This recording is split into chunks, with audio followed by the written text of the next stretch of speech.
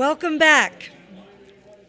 And welcome to all of you who are joining us with your virtual passes. At this point, you should have all received a digital and print version of your program for the events of this evening. On behalf of the Ethics and Business Steering Committee, the Samaritan Business Consulting and Samaritan Counseling Center, we welcome you to our 14th annual Ethics and Business Award event. A short introduction for those of you who don't know me or just joining us. My name is Laura Shantz. Prior to relaunching my solo consulting firm, I was involved, sad to say, from 1980 until 2016 with various central Pennsylvania businesses as a leader, manager, owner, chief operating officer, and president. In 2016, I relaunched my solo consulting practice as a senior consultant. Today, Laura Shantz Consulting Associates provides values-driven solutions in the areas of consulting, coaching, and communications to businesses and not-for-profit organizations. I'm a longtime supporter of the Ethics in Business program, and I'm also pleased to be your MC again for this evening's program and awards presentation. To get us started, I would like to invite Bethany Georgia to the podium. Bethany is the interim coordinator of the Samaritan Business Consulting, as well as serving as one of the event coordinators for the program this evening. Bethany?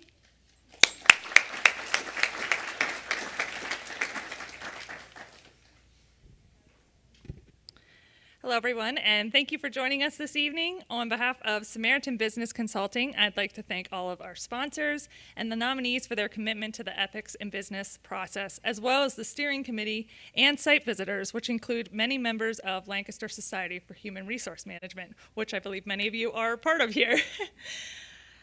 I think it's safe to say, especially after the last few years, that the importance of ethical business practices cannot be overstated. When times are easy, we can often forget how crucial this commitment to daily ethical choices is. But these last few years have shown when a company practices ethical behavior, it creates a powerful bond of trust that allows an organization to weather tough challenges, such as a global pandemic. On the other hand, businesses without solid ethical practices in place or without practical guidance of what those ethics looks like on a daily basis often create an unstable and stressful environment for their employees. As the coordinator for the Ethics and Business Review process, I've been blessed and inspired by the example each of the final nominees is setting for our Lancaster County community. The stories shared in every site visitor report were a reminder that the smaller daily choices that are often made to create an environment that honors ethics. And this environment then goes on to foster those bigger, more noticeable ethical choices. I hope you too will be inspired by these nominees and the keynote address to continue to pursue ethics in your organization and company, one small choice at a time.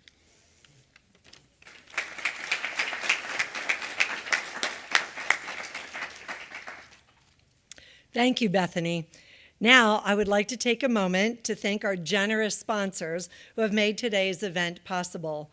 Our criteria sponsors, our Fairness and Justice sponsor, Harmon and Davies, PC. Our integrity sponsor is Lancaster Toyota. Our stewardship sponsor is One-to-One Incorporated. Our transparency sponsor is Penn Medicine Lancaster General Health. Our life enhancement sponsor is RLPS Architects.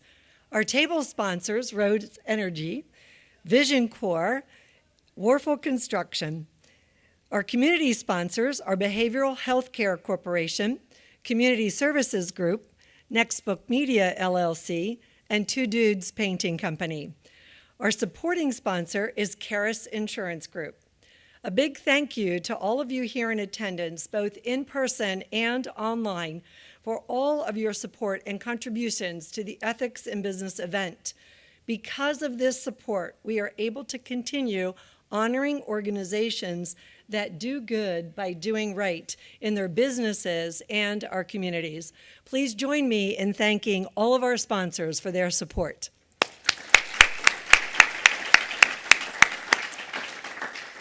I would now like to take a moment to thank all of the volunteers who make this event possible.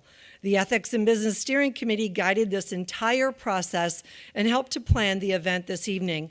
All of their names are listed in your program. Thank you to each one of them for assisting in the planning and preparation for this event. Each one of you contributed greatly to the success of this event. Additionally, each company and organization nominated for this award had to accept the nomination, provide documents such as employee manuals and financial statements. They also partnered with Samaritan to encourage employees to complete a comprehensive online survey. Next, our volunteer site coordinators reviewed and provided documents, scheduled visits, some virtual and some in person, with individuals at each organization. Thank you to all of the nominees and the site visitors for your work and your dedication to the Ethics in Business program. Finally, after the site visitors submitted their extensive reports, our anonymous selection team joined the process.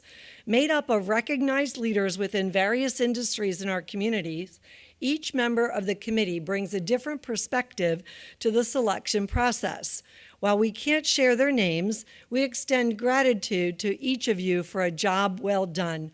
Please join me in thanking all of our Ethics in Business volunteers.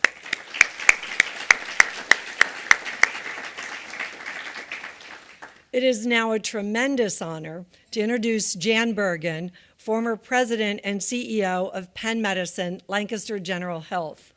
Until her retirement in March, Jan led a health system that annually touches more than 450,000 unique lives through a network of 3 hospitals, more than 60 physician practices, dozens of ambulatory facilities, and more than 625 physicians, advanced practice professionals across primary care, medical, and surgical specialties. During nearly 4 decades in healthcare, perhaps no time was more memorable than last year when Jan led Lancaster General during the start of the COVID-19 pandemic through the ongoing fight against it. Jan joined Lancaster General in 2000 as Senior Vice President of Ambulatory Care and the Women and Babies Hospital. In the years that followed, Jan led development of innovative approaches to care, including the Lancaster Rehabilitation Hospital, the Ann B. Barshinger Cancer Institute, and the Lancaster Behavioral Health Care Hospital. After providing executive oversight of Lancaster General's operations, from physician services and hospital operations to ambulatory services and post-acute care, she was named president and CEO in September of 2015. Jan leads with expertise, energy, and passion, and displays a true service-oriented commitment and connection to her community. Her strategic vision and tireless advocacy for patient care were the driving forces behind Lancaster General's growth and development.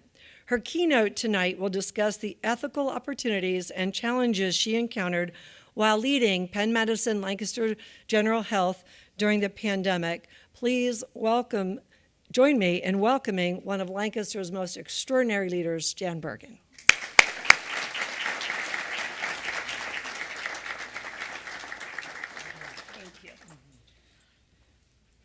Good evening, everybody, and thank you for the opportunity to be with you this evening. Isn't it wonderful that we can once again come together rather than only seeing one another on a screen? Many thanks to the scientists and the pharmaceutical companies that worked tirelessly to develop an effective and safe COVID-19 vaccine so that we could regain at least some sense of normalcy in our lives. I'm truly honored to be present tonight to recognize and to celebrate businesses who practice and advance ethical standards as a fundamental part of what they do. When the Samaritan Counseling Center created the Ethics in Business Award over a decade ago, they inspired us all to be purposeful and deliberate in applying ethics to our business practices. They knew then that businesses that do this will not only perform better, but they will feel better about doing the right thing for their customers and for their workforce. Leaders face ethical challenges every day in the normal cadence of operating a business or leading a team. But I think we can all agree that the challenges that we faced during the past 16 months of the pandemic were unique, perplexing, and for me at times, gut-wrenching. I find myself often reflecting on what we experienced, but also what we learned and how those lessons can inform what we do in the future. Perhaps this experience, which has fundamentally impacted us as individuals, is also an opportunity for us as business leaders to transform our business practices for the better. I recently read an article in the Wall Street Journal that highlighted the need for chief executive officers to fundamentally reevaluate how they lead in a post-pandemic world. The article highlighted the shifts in employee expectations and attitudes about work in general, but more specifically about their work environment. If we simply expect we can pick up where we were 16 months ago, we run the risk of alienating our workforce and impacting our ability to meet our business objectives. In preparing my thoughts for this evening, I thought I would share a bit about our experience as a healthcare organization during the pandemic, but also share some of the lessons I learned that I hope have relevancy for businesses of all shapes and sizes. I firmly believe that taking the time to reflect on what we experienced and learned is not only cathartic, but it's also an opportunity to individually and collectively improve our leadership effectiveness and our business practices. So bear with me, please, as I start with sharing a bit about our journey as a healthcare organization that found itself in the crosshairs of the pandemic. I'd like to think about our journey in several stages. Although the specific stages that I will share may be different from those that you all experienced, I'm willing to bet that you too found yourself facing evolving challenges as the pandemic progressed. The first stage for us was learning how to identify the COVID-19 virus, because we were facing a virus that as a medical community we knew very little about, not just here, but throughout the world. And worse yet, people presented with widely diverse symptoms, making it even more challenging, not only to quickly diagnose and to treat, but also to protect our most valued assets, our employees and our providers. For me personally, and perhaps for our organization overall, this early phase created the highest level of angst. The uncertainties that we faced were exacerbated by an overnight change in our supply chain, making it difficult to maintain an adequate supply of personal protective equipment that was needed to take care of our caregivers and our patients.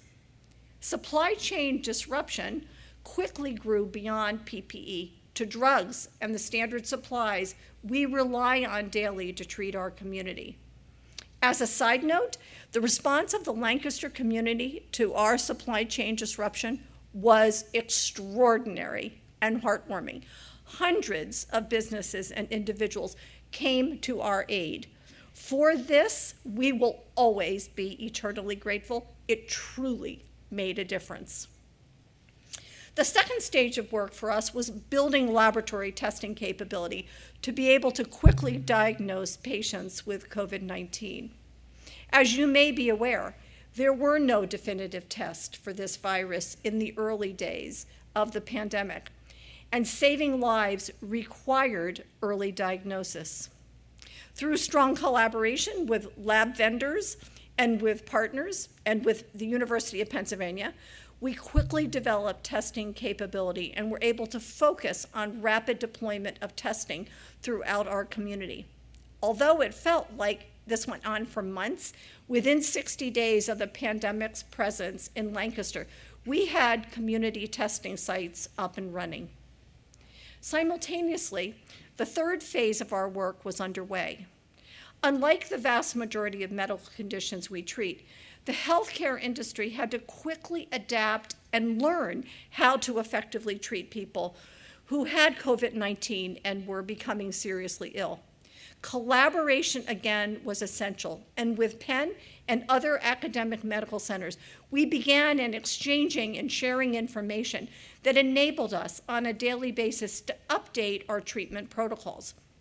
Our physicians, our nurses, and our other members of the team, like respiratory therapists, demonstrated extraordinary adaptability. For me, that's a great example of healthcare heroes.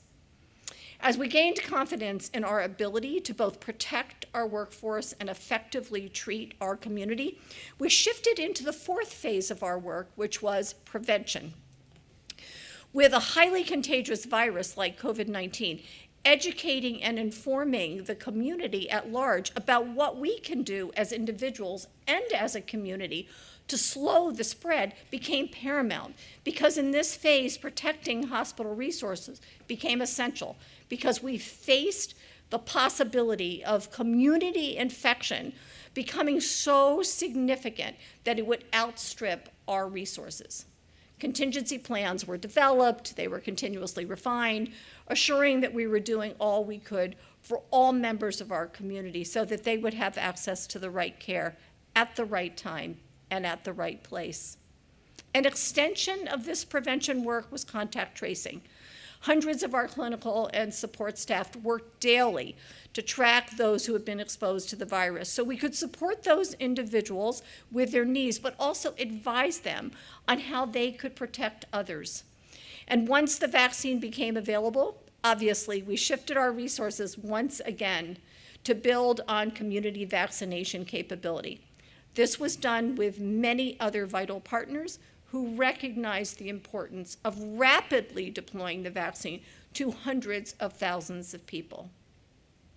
Although the specific challenges we all experienced varied, all businesses were substantially impacted by the pandemic, and all of us were involved in multiple phases of transformational work. And although we continue to deal with many of the lingering implications of the pandemic, let's not forget how much we have to celebrate and to be grateful for. I applaud all of you here tonight and businesses throughout Lancaster County for demonstrating the fortitude, the adaptability, and the creativity over the last 16 months that it took to be a vital business. Congratulations to all of you. As I apply the experiences of the past 16 months to the future, there are several key takeaways or learnings that I believe have relevancy to businesses at large. I hope as I share a few of these with you, they will stimulate thoughts on how you can apply them in leading your businesses into the future. Perhaps my most valuable lesson was the importance of focusing on long-term value creation. Remaining focused on long-term sustainability provided us with the ability to continue to lead ethically and to build trust both within and outside the organization. In my opinion, ethical values and sustainability are one and the same. Ethics become the framework for making sustainability decisions, and by remaining focused on those long-term objectives, we were able to avoid being drawn into the paralyzing position of evaluating everything from a short-term financial lens. I have always believed that focusing first on what is right in the long term will drive financial success, even in the face of great uncertainty. With sustainability and ethics as our guidepost, we were able to ask and answer many key questions, like, how can we better serve our customers? How can we strengthen our role as an invaluable community asset? How do we assure that all members of our community, particularly the most vulnerable, have access to vital healthcare services? How do we sustain a trusting relationship with our workforce and hold on to the culture that we had worked so hard to achieve? Although there were no simple answers to these questions, they helped us focus on long-term value and to be less constrained by short-term pressures, which could have dominated our thinking and our business strategy. I'm confident that each of you faced similar sets of questions and economic challenges. And like with everything else, finding that right balance between the urgent and what is right in the long term is probably one of the most compelling leadership challenges we all face. A second takeaway from me was the importance of having a framework in place to support and foster continuous learning. In a situation like the pandemic, where past experience did not provide a roadmap to follow, we were dependent on the organization's ability to adapt and to learn. I was truly grateful that we had spent the prior 7 years building a lean management system, as it provided us with that framework for engaging our physicians and our staff in both problem identification and in ideation. Overnight, we asked over 350 teams throughout our organization to refocus their improvement work on pandemic-related matters.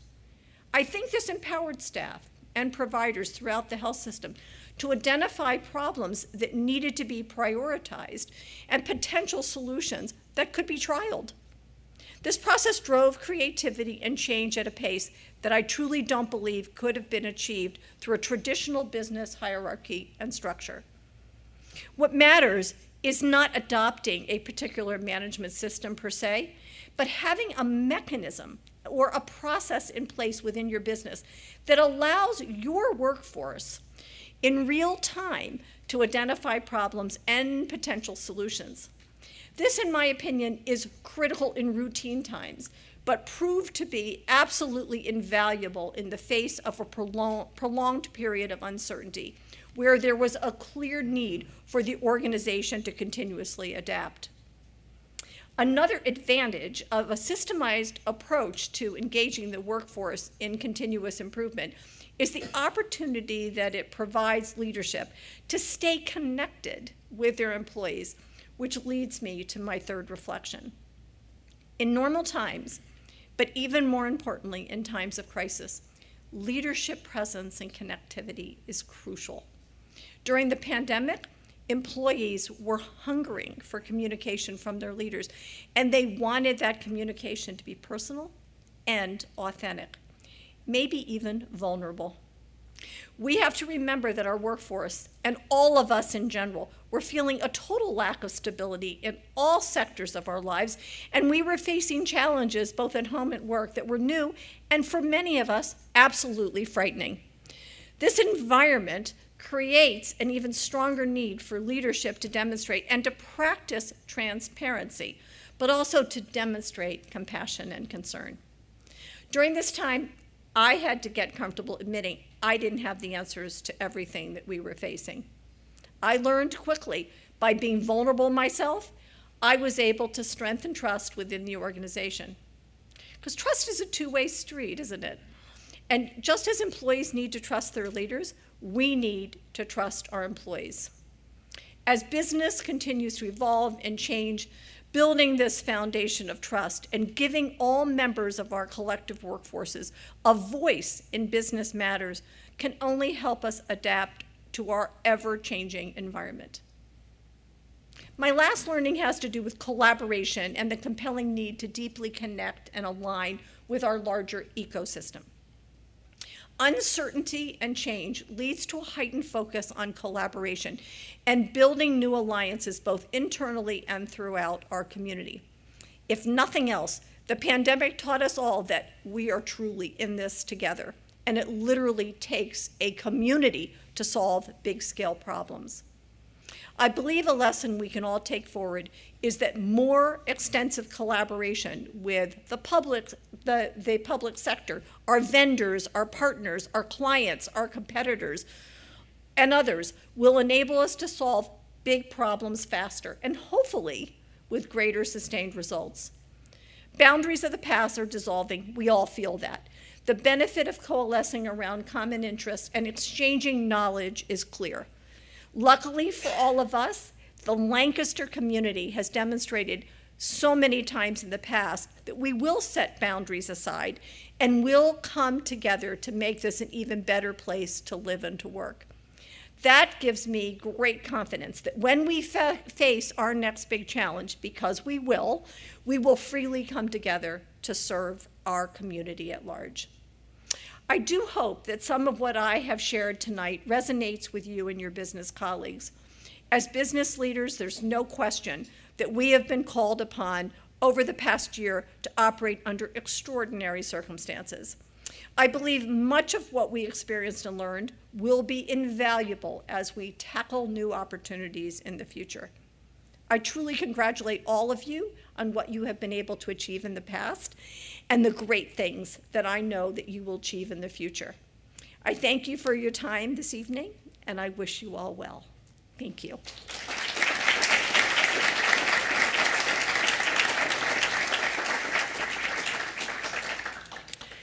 Jan, thank you so much for your leadership. One of the things that has struck me about Jan for all the years that I've known her and watched her and seen her influence on this and our community is that in the midst of every leadership decision she makes, she's never lost sight on the most vulnerable in our community. And even now, Penn Medicine and Lancaster General, you can see, whether it's a marketing campaign or a billboard, how they're wrapping their arms around this community. In the midst of everything they do, they never lose sight on the most vulnerable. Jan, your leadership has and will continue for decades to have a tremendous impact on our community. And I thank you personally and professionally for your influence. Thank you, Jan.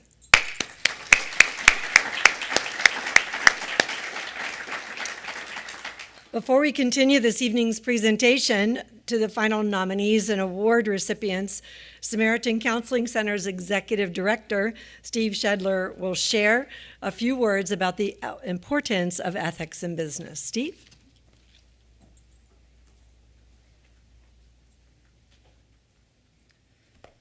All right. Did anybody enjoy that meal this evening? The meal, the desserts, the appetizers. Can we give a quick round of thanks to the team here? Lancaster Country Club did a wonderful job this evening. Thank you so much. I am Steve Shedler. I'm the Executive Director of Samaritan Counseling Center. If I'm a new face to you, that's because I just started working at Samaritan in September of 2020. Who else changed jobs in the middle of the pandemic?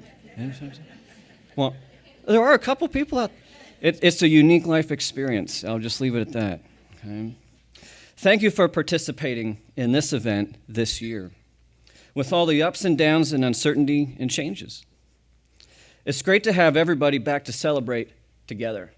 And perhaps we won't take these opportunities for granted again. Thank you also for supporting businesses that are committed to ethical practices. This has been a difficult year for many businesses, and their ethics may have been challenged. But the businesses we celebrate together stepped up to the plate and continue to do the right thing. Samaritan Counseling Center, along with Samaritan Business Consulting, is pleased to be the coordinator of the Ethics in Business Award. Our organization's mission is to foster hope and healing in every aspect of our work, and that can mean healing of emotions, minds, spirits, and relationships. This commitment is reflected in our organizational tagline, building healthy minds and strong communities. Understandably, counseling is one way to accomplish this mission. But where we live and worship and work has a great deal of impact on one's health and sense of health overall. That is why, in addition to counseling, we are actively involved in the community in many ways, including support of the business community through training, coaching, and consultation, and yes, why we are involved in the Ethics in Business Award. Because if the places where we work are healthy, and our individual and family health is supported then as well. Again, thank you for participating and attending this program. I look forward to the recognition of all the nominees and identification of this year's award recipient. Let's continue to celebrate ethics in business.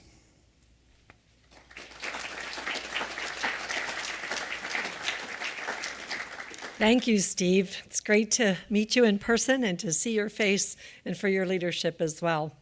Now it is my true pleasure to honor the 2021 Ethics in Business Awards for the 5 principles for the final nominees. The criteria for the Ethics in Business Award are 5 principles of conduct. We expect that the final nominees will be models and mentors for others, as well as leaders in their business field. The 5 principles are integrity, fairness and justice, stewardship, life-enhancing, and transparency.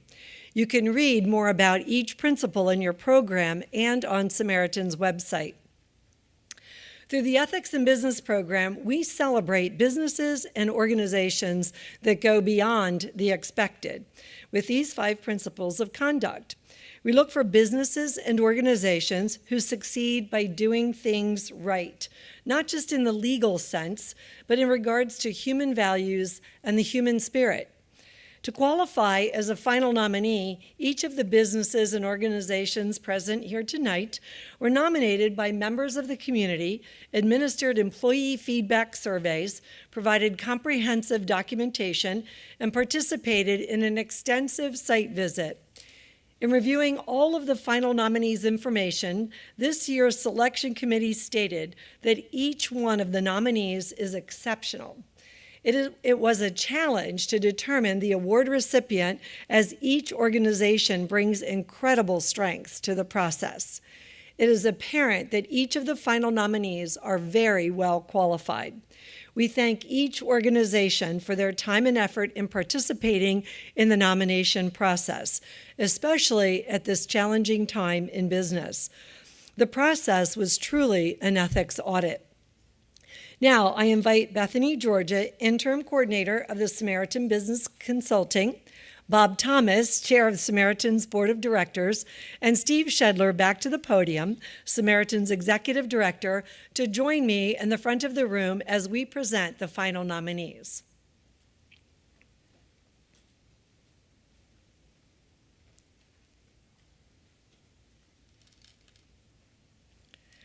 The first nominee is Bomburgers. Bomburgers is a family-owned and operated store that originally opened its doors in 1887 as a small general store. Over the last 130 years, the company has built its business through hard work and truly personalized service to customers who can count on while caring for our community. At their locations in Lidditz and Annville, customers can find hardware, tools and paint, lawn and garden supplies, power equipment, and more. Unfortunately, representatives of Bomburgers were unable to attend this evening, but we congratulate Bomburgers.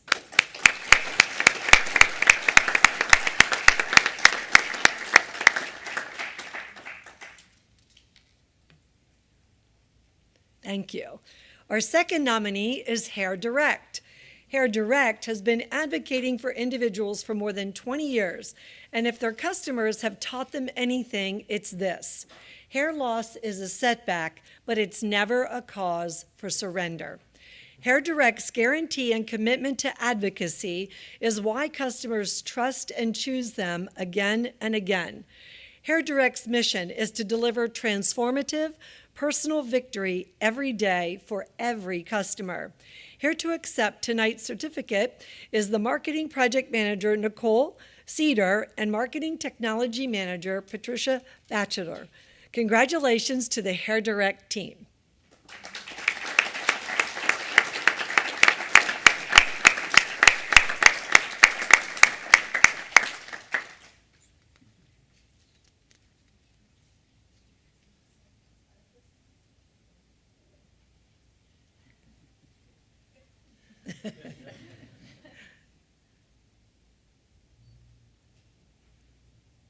Beautiful. Thank you so much for being here.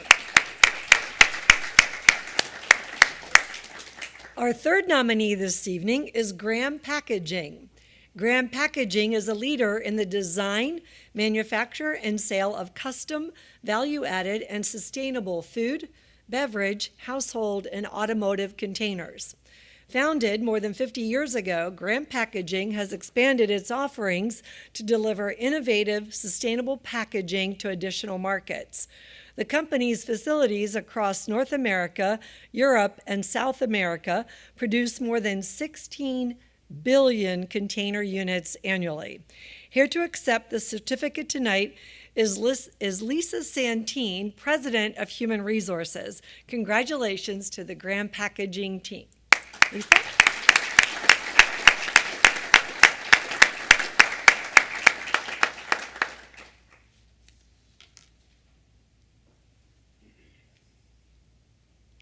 That's billion with a B. Very cool.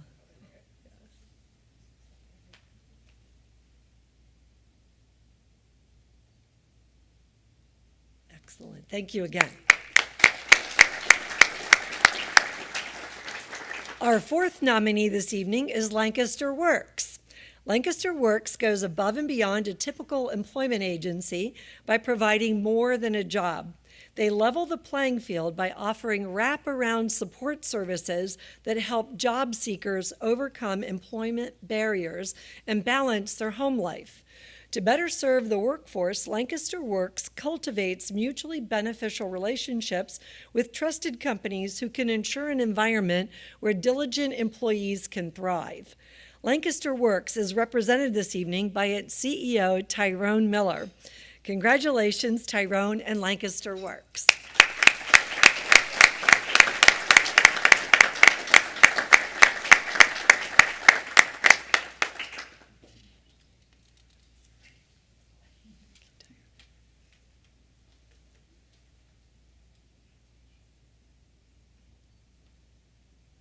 Excellent. Thank you, Tyrone.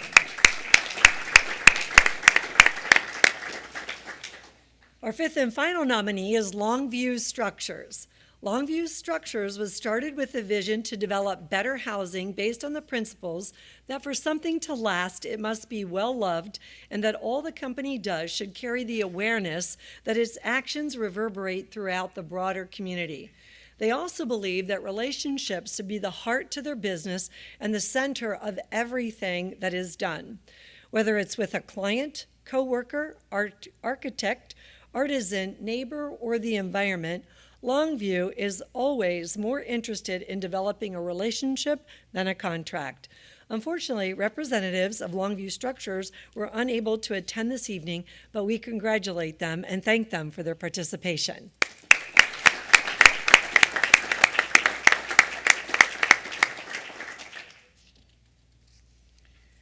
Congratulations again to all 5 of our very deserving final nominees.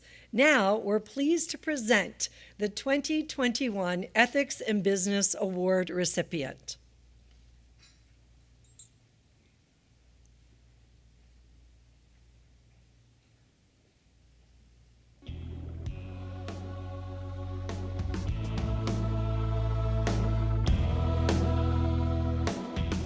You've probably not gone a day in the last 10 years without seeing or touching one of our products. If you look in your refrigerator, your pantry, your laundry room, your garage, you're going to find containers that have a Graham Packaging logo on them. I grew up my entire life here in central Pennsylvania, but not until I saw the job posting for Graham Packaging did I know it existed. And I was pleasantly surprised to see that there was a multi-billion-dollar international company, a packaging company, located here in central Pennsylvania. Myself and a colleague designed this ketchup container that sits on all the restaurant shelves right now. And then when you can all of a sudden see it sitting in movies like Breaking Bad and things like that, it's really cool and interesting to be able to see that kind of side of it. But really, it does come down to creativity.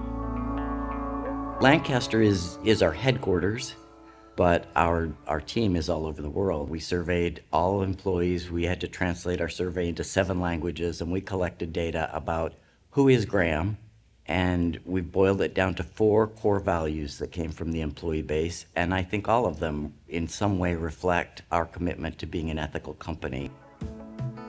74% of employees feel enabled to do their best work. So this could go back to the different training initiatives that we have, the career development action plans that we have. The number one focus is always safety. It's the first thing that we talk about in every single meeting. When we have an injury, it's a big deal. We are very quick to share across the entire company what happened. and we want to make sure that we don't have a similar type of injury occur anywhere else in the company. Graham is very open with their communication. You are always in the know what's going on as far as what initiatives are rolling out, how the company is doing financially. The company is straightforward with sharing that information. I always feel heard. My boss really advocates for me and my coworker. We have introduced employee resource groups. They work with our communities to really find ways that we can give back to the communities where we operate. We held a seminar with a local university, Millersville. We were just able to give a current real-world example of how we implemented what they were learning. We actually have next month arranged where we're going to kayak down the Susquehanna River and pick up trash in our kayaks as we go. So we try to do things that are fun for our employees. We try to do them during work hours, so we're not necessarily cutting into their personal time with their families. I've always seen Graham as a very forward-thinking, environmentally conscious environment of a place to be at, because even some of the first projects I started working on when I was a young designer dealt with lightweighting a package design or figuring out how to make a more improved carbon footprint. These are things that probably most people wouldn't even have known about at that time. The really important thing to note about plastics is what we do with it after we use it. We not only have packages that are recyclable, but our packages also contain recycled material. Somewhere around a quarter of what you put in the recycling bin actually turns back into a new plastic article. If it's unknown in any way, they may discard it. Graham's responsibility is to develop what we call the digital watermark. This is industry-wide. We're partnering with our competitors, really. Think of it as a texture that's on the bottle that contains a repeating pattern that is really essentially a code, information about what this bottle is truly made out of and how to recycle it. I think as a world, we're starting to understand that we have to live in sustainable ways. I think what I'm most proud of is that Graham is a leader in that space. We've also entered an agreement with the Department of Energy where we're going to be cutting our energy consumption by 25% over the next 10 years. At Graham here, our motto is people creating a better tomorrow. And we truly believe that. We are a packaging company, and that comes with some negative connotations. But doing so the right way, focusing on sustainability and people and the impact we have as a company globally, I think is of utmost importance here at Graham. I feel like I'm part of something important. I'm part of a team. I'm part of a family, and I feel like I can make a difference. I can contribute something in a small way to a company that's doing great things. And ultimately, if you put people first and treat people the way they should be treated, everything else falls into line.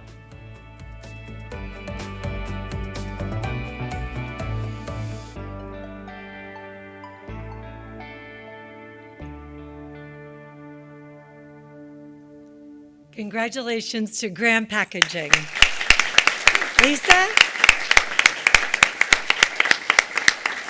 Lisa Santine, please come up to accept the 2021 Ethics in Business Award.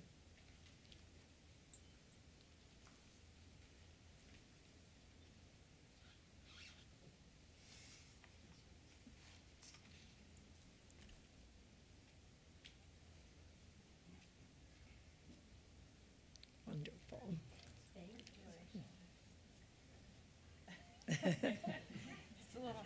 It's not recyclable.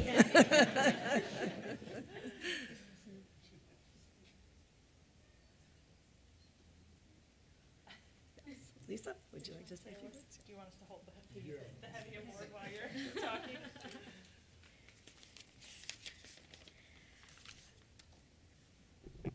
So, first of all, to be nominated for the Ethics in Business Award, it's one of the greatest honors bestowed upon Graham Packaging.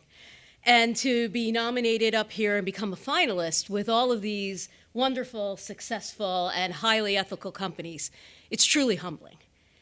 Through this process, we've learned a lot about ourselves. We've learned that there's things that we do really well, there's things that we could do better, and there's things that we want to start doing. And we learned a great deal, and we're thrilled with the outcome. Absolutely thrilled. This is one of the best awards that we could have won. And it underscores Graham's commitment to our core values, and it really shows that the way we do business positively impacts the community and our employees.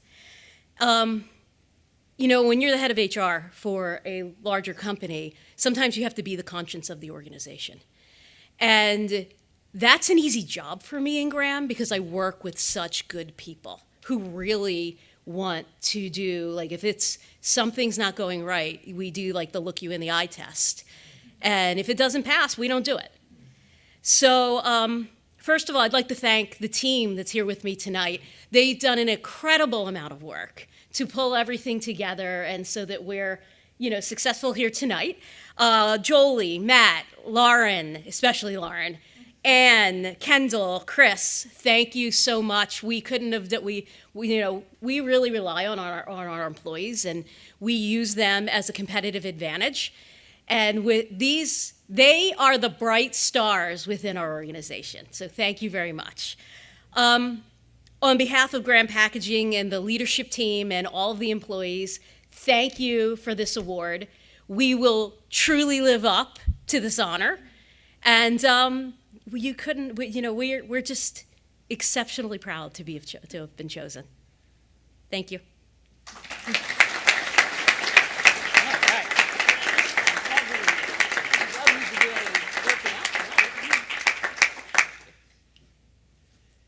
Thank you, Lisa, for your transparency and for all you and your team are doing at Graham Packaging. And thank you, Bethany, Bob, and Steve. Congratulations again to Graham Packaging, and congratulations to all the 2021.